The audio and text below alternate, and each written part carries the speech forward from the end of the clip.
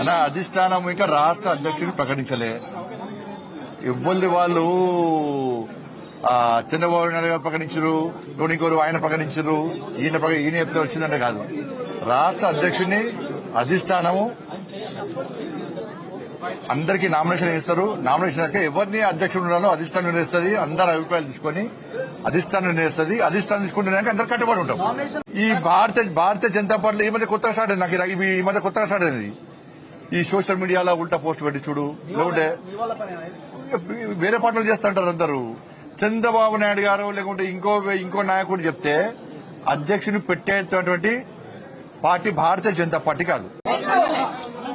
అలా అధిష్టానం ఇంకా రాష్ట్ర అధ్యక్షుడిని ప్రకటించలే. ఇవ్వంది వాళ్ళు చంద్రబాబు నాయుడు గారు ప్రకటించరు, ఇంకోరు ఆయన ప్రకటించరు, ఈయన చెప్తే వచ్చిందంటే కాదు. రాష్ట్ర అధ్యక్షుడిని అధిష్టానము అందరికీ నామినేషన్ ఇస్తారు. నామినేషన్ ఎవరిని అధ్యక్షుడు ఉండాలో అధిష్టానం నిర్ణయిస్తుంది. అందరి అభిప్రాయాలు తీసుకొని అధిష్టానం నిర్ణయిస్తుంది. అధిష్టానం తీసుకుంటున్నాక అందరు కట్టుబడి ఉంటాం. ఈ భారతీయ జనతా పార్టీ ఈ మధ్య కొత్తగా స్టార్ట్ అయింది. నాకు ఈ మధ్య కొత్తగా స్టార్ట్ అయింది. ఈ సోషల్ మీడియాలో ఉల్టా పోస్ట్ పెట్టి చూడు, లేకుంటే వేరే పార్టీలు చేస్తుంటారు అందరూ.